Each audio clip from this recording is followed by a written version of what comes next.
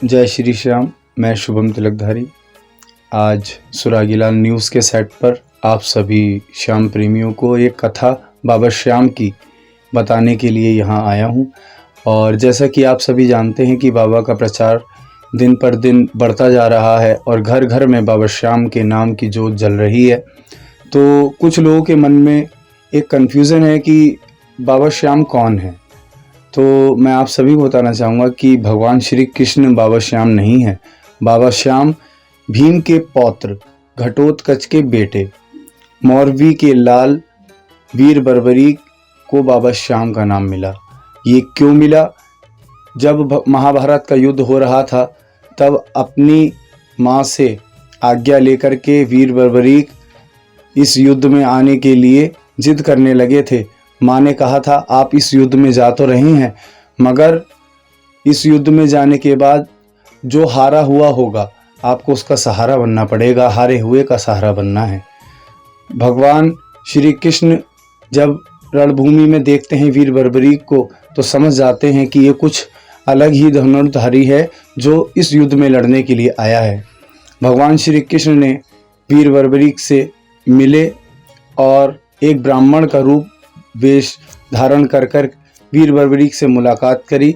मुलाकात करने के बाद वीर बर्बरीक ने बताया कि प्रभु मैं भी इस युद्ध में लड़ना चाहता हूँ। वीर बर्बरीक के तरकस में 3 ही बाण थे, इसीलिए इन्हें 3 बाणधारी भी कहते हैं। 3 बाण में से एक बाण की सर्वश्रेष्ठता ये थी कि वो एक ही बाण से पूरी की पूरी सेना को मार सकते थे, युद्ध में घायल कर सकते थे। भगवान श्री कृष्ण को जब इतनी बात पता लगी तो भगवान श्री कृष्ण ने उनकी एक परीक्षा लेनी चाहिए।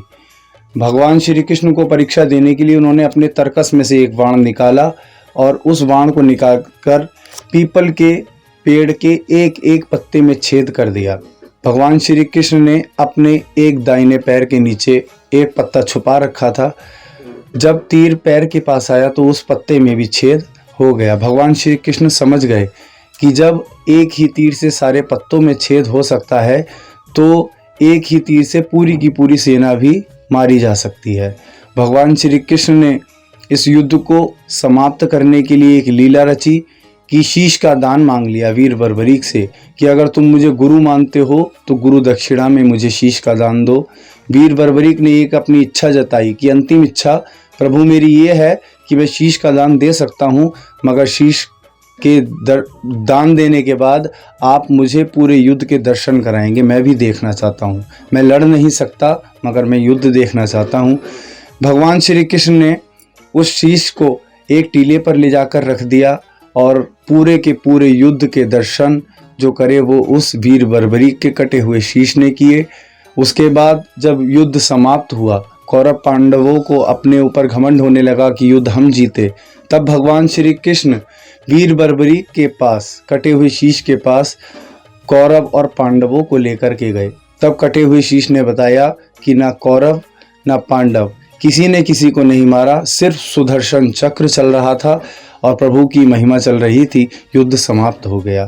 तभी से भगवान श्री कृष्ण ने वीर बर्बरीक के कटे हुए शीश को वरदान दिया कि हे बर्बरीक जाओ, तुम कलयुग अवतारी होगे, तुम्हारा कलयुग में अवतार होगा। कलयुग में कोई भी व्यक्ति मानव हारा हुआ तुम्हारे दर पर आएगा तो वो कभी खाली नहीं जाएगा। तभी से भगवान श्री कृष्ण ने एक वरदान और दिया कि तुम वीर बर्बरीक के नाम से नहीं जाने जाओगे, कलयुग में तुम मेरे ही नाम से जाने जाओगे, श्याम बाबा के नाम से जाने जाओगे। तभी से भक्तों हम और आप वीर बर्बरीक को श्याम बाबा के रूप में पूजते हैं।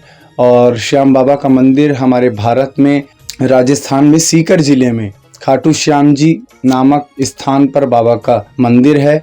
और एक मंदिर चुलकाना धाम पानीपत, जहाँ पर बाबा ने शीश का दान दिया था और जहाँ पर वो पेड़, जिस पेड़ में हर पत्ते में छेद हुए थे, वो पेड़ आज तक विराजमान है। और बताते हैं कि आज भी उस पेड़ का हर पत्ते के अंदर बीचों बीच एक छेद जरूर होता है। ये कुदरत की महिमा है, चमत्कार को ही नमस्कार है।